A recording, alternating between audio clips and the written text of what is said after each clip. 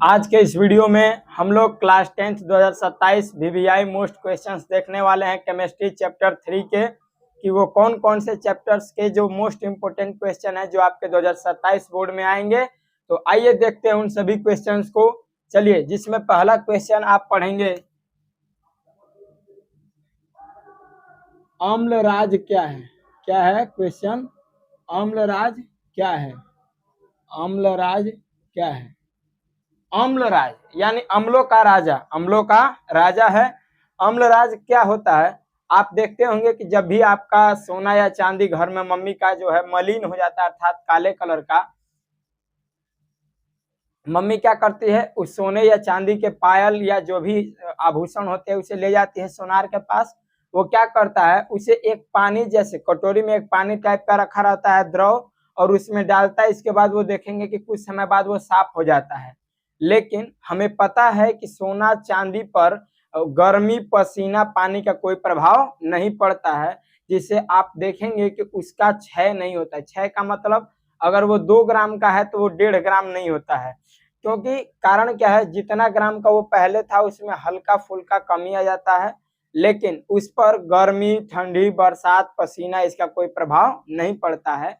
तो आखिर क्या कारण है, वो कौन सा आखिर सोनार अपने कटोरी में ऐसा क्या जादुई चीज रखा था जिसके कारण से हमारा सोना गल गया, उसका झड़ गया पानी, उसके बोलता है ना कि देखते हैं कुछ समय बाद हल्का हो जाता है। आखिर क्या लेकर बैठा था वो कि हो गया? तो वही क्या है, अम्लराज है। क्या है? अम्लराज है। इसे ही एक्वारेजिया भी कहा जाता है। अम्लराज को ही और किस नाम से जानते हैं? एक्वारेजिया। एक्वारेजिया भी कहा जाता है। तो ये एक्वारेजिया क्या है? तो क्या लिखेंगे उत्तर में? यह यानी जो कटोरी में द्रव लिया रहता है, यह हाइड्रोक्लोरिक अम्ल, यह हाइड्रोक्लोरिक अम्ल, यह हाइड्रोक्लोरिक अम्ल। और हाइड्रोक्लोरिक अम्ल का फॉर्मूला क्या होता है? HCl।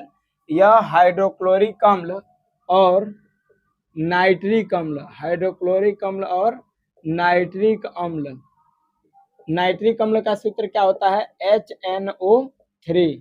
तो यह हाइड्रोक्लोरिक अम्ल और नाइट्रिक अम्ल का एक अनुपात 3:1 में बना होता है। कितना में? 3:1 में बना होता है। 3 मतलब एक क्या है, 3 भाग हाइड्रोक्लोरिक अम्ल और 1 भाग नाइट्रिक अम्ल मिला रहता है। यह सोना एवं चांदी को, सोना एवं चांदी को, सोना एवं चांदी को अपने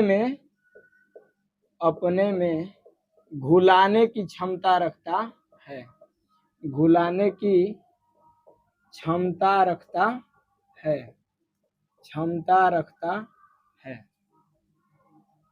यही क्या है? अम्लराज है। यही क्या है? अम्लराज होता है। यही अम्लराज होता है। ठीक, तो ये अम्लराज है। पेपर में आता है कि एक्वारेजिया का अनुपात कितना होगा? 3:1 होता है। कितना भाग हाइड्रोक्लोरिक अम्ल? 3 भाग, 1 भाग नाइट्रिक अम्ल मिला रहता है। दूसरा मोस्ट इंपोर्टेंट क्वेश्चन देखेंगे, क्या है? निस्तापन और भर्जन में अंतर। निस्तापन और भर्जन में अंतर। जब हम आपको अंतर बता देंगे तो आप परिभाषा बना लेंगे, या परिभाषा बता देंगे तो अंतर। आइए देखते हैं दूसरा क्वेश्चन क्या है। निस्तापन और भर्जन में अंतर। निस्तापन और भर्जन में अंतर। निस्तापन और भर्जन में अंतर क्या है? ठीक, या क्या अंतर है? उत्तर में क्या लिखेंगे? एक तरफ लिखेंगे निस्तापन और एक तरफ क्या लिखेंगे? भर्जन। एक तरफ निस्तापन और दूसरी तरफ भर्जन लिखेंगे। निस्तापन क्या होता है? निस्तापन ऐसा अयस्क होता है जिसे वायु की अनुपस्थिति में गर्म किया जाता है, और इसे वायु की उपस्थिति में यानी जहां हवा रहेगा, यह जो विधि है, यह निस्तापन और भर्जन क्या है? एक विधि है। ये अयस्क जो होते हैं, जो अयस्क हम खदान से प्राप्त कर रहे हैं खुदाई के दौरान, उसे साफ करने की विधियां हैं निस्तापन और भर्जन। निस्तापन में कार्बोनेट अयस्क को, निस्तापन में कार्बोनेट अयस्क को गर्म करके उसके ऑक्साइड में परिवर्तित किया जाता है ताकि हमें शुद्ध रूप में मिल सके, और वायु की अनुपस्थिति में, वायु की अनुपस्थिति में। जबकि भर्जन क्या है, तो इसे वायु की उपस्थिति में गर्म किया जाता है और यह सल्फाइड अयस्कों के लिए प्रयुक्त होती है।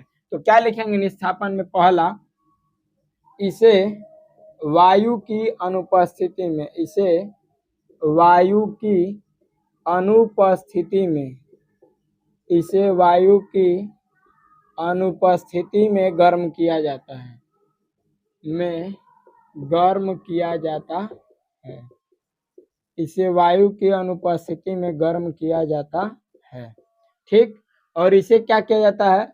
इसे वायु की उपस्थिति में गर्म किया जाता है, इसे वायु की उपस्थिति में गर्म किया जाता है, वायु की उपस्थिति में गर्म किया जाता है। ठीक, दूसरा क्या लिखेंगे? दूसरा लिखेंगे इसमें कि यह विधि कार्बोनेट अयस्क के लिए, किसके लिए? कार्बोनेट अयस्कों के लिए, कार्बोनेट अयस्कों के लिए प्रयोग की जाती है, प्रयोग की जाती है। ठीक है, यह किस अयस्क के लिए? कार्बोनेट अयस्क के लिए।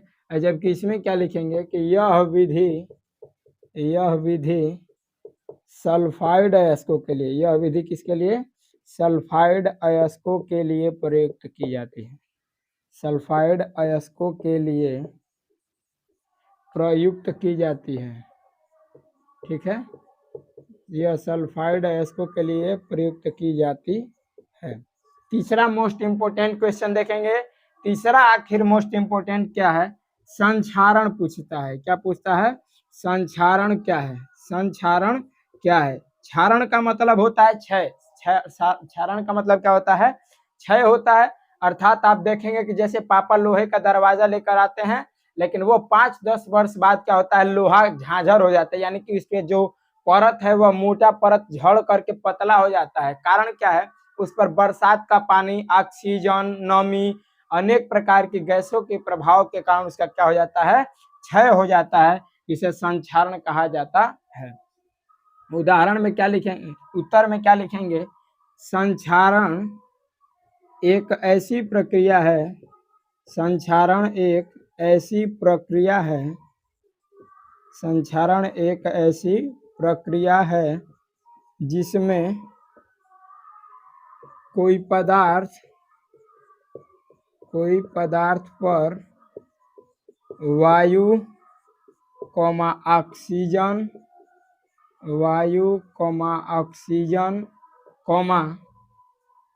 अम्ल, जलवाष्प का प्रभाव पड़ने पर, किसका प्रभाव पड़ने पर? जलवाष्प का प्रभाव पड़ने पर यह सतह को नष्ट कर देता है, सतह को नष्ट कर देता है, नष्ट कर देता है। क्या कहलाता है? संक्षारण कहलाता है, संक्षारण कहलाता है। पेपर में ये भी क्वेश्चन आ जाता है कि संक्षारण को रोकने के उपाय। अब बताइए क्या किया जाता है? आता है दरवाजा लोहे का, तो सबसे पहले प्राइमर, पेंट मारेंगे, ग्रीस लगा देंगे, एनोडीकरण कर देंगे या जस्तीकरण कर देंगे। एनोडीकरण क्या है? जब किसी धातु की परत पर एल्यूमिनियम का परत चढ़ा देंगे उसे एनोडीकरण, जब जिंक का परत चढ़ाएंगे उसे जस्तीकरण, जब क्रोमियम का परत चढ़ाएंगे उसे क्रोम लेपन कहा जाता है। तो इस तरह हमने क्लास 10th जो चैप्टर 3 के मोस्ट वीवीआई क्वेश्चन थे उसको कंप्लीट किया। फिर मिलते हैं नेक्स्ट वीडियो में। धन्यवाद।